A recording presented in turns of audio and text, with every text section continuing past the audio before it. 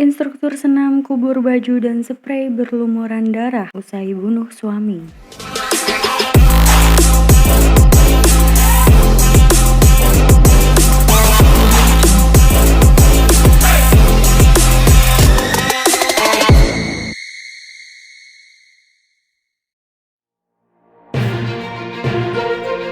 Instruktur senam kubur baju dan sprei berlumuran darah usai bunuh suami.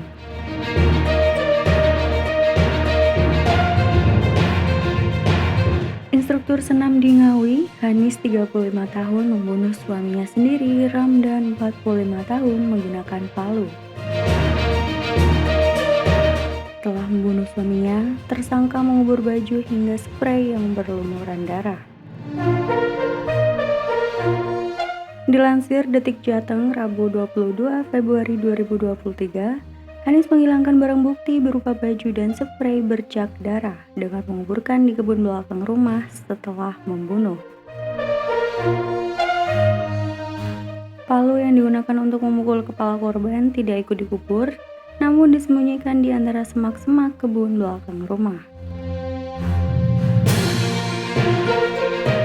Jadi barang bukti palu digunakan pelaku untuk memukul kepala korban.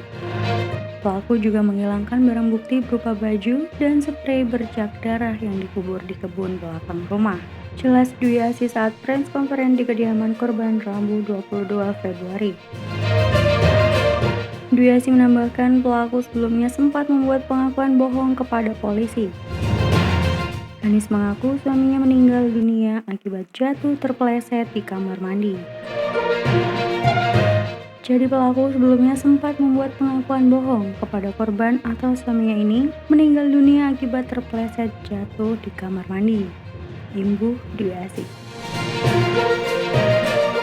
Kini warga desa Sirigan, Paron, Ngawi ini harus menyesali perbuatannya di balik jeruji besi. Instruktur senam tersebut kini telah ditetapkan sebagai tersangka atas tewasnya suami. Karena menetapkan tersangka pembunuhan dengan korban R, warga desa Sirigan, Kecamatan Paron, Ngawi, pelaku tak lain merupakan istrinya sendiri, ujar Dwi Asih. Sebelumnya diberitakan, Romdan adalah petani warga desa Sirigan, Paron, Ngawi. Istrinya Hanis, 35 tahun, seorang instruktur senam. Romdan ditemukan tewas bersimpah darah di dalam kamar mandi dengan luka di bagian kepala pada Sabtu 18 Februari subuh. Hanis yang pertama kali menemukan suaminya tewas di kamar itu. Karena cukup banyak darah di sekitar jenazah suaminya, perempuan itu meminta bantuan keluarga, bukannya melapor kejadian itu kepada polisi atau perangkat desa setempat. Kepala Desa Sirigan Suyanto yang datang ke rumah itu sempat menyarankan agar keluarganya melapor kepada polisi. Sebab kematian Romdan dinilai tidak wajar. Namun salah satu anggota keluarga yang merupakan kakak Romdan bernama Suroto menolaknya. Pria itu bahkan melarang Suyanto dan warga lain melapor kepada polisi.